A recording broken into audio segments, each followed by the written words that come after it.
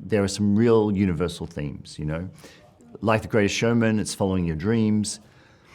It's also like, you know, being able to look at yourself in the mirror and love what you see, you know, being able to accept the person you are.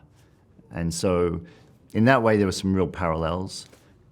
And I also love the power of, you know, those sort of stories where Elton John, Freddie Mercury, they're musical geniuses. Rob was a kid from Stoke-on-Trent who is not a musical genius, but he has whatever that is.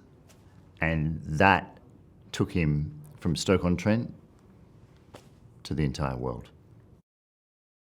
In a lot of musical biopics, people won't really show you the dark side. They won't show you the hurt, the pain, the struggles, the fights.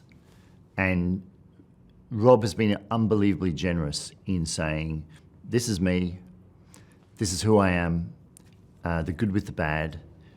And I think that makes for a really powerful story because you don't feel like you're getting the watered down version of this narrative.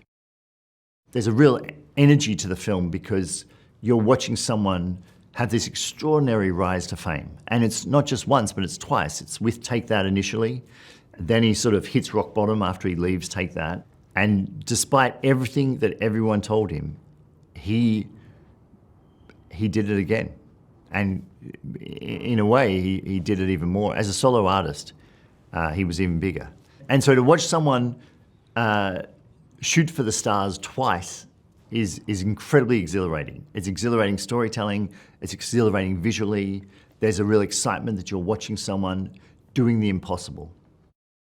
The thing that I was really drawn to is the father-son aspect of it. I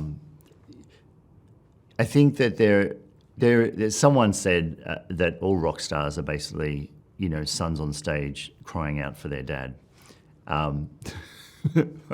But I think that in Rob's case, it's such a unique thing to have a father who idolizes Frank Sinatra, Dean Martin, Sammy Davis Jr., who his excitement, his passion for that is 100% passed on to Robbie. And there's something really, you know, beautiful in terms of narratively about a father who doesn't get to realize his dream, but his son does. And in Rob realizing his dream, he gets to allow his father to stand on stage in front of 80,000 people and perform. Working with Rob's incredible. I think that you make the mistake of not quite understanding how unique Robbie is. And the more I worked with him and the more that we would try and nail certain performances of his and find that combination of wit and charisma and showmanship, the more admiration I have for him as a human, as a performer. You really understand that the ingredients that is the makeup that is Robbie Williams is really special. Jonno gave this film his all. His commitment to portraying Robbie in a truthful, in a exciting, in a energized way was so impressive, and it blew me away. I was so impressed with the deep study he did of what makes Robbie Robbie, but also the relentless nature of take after take after take after take. He would just give it 150%.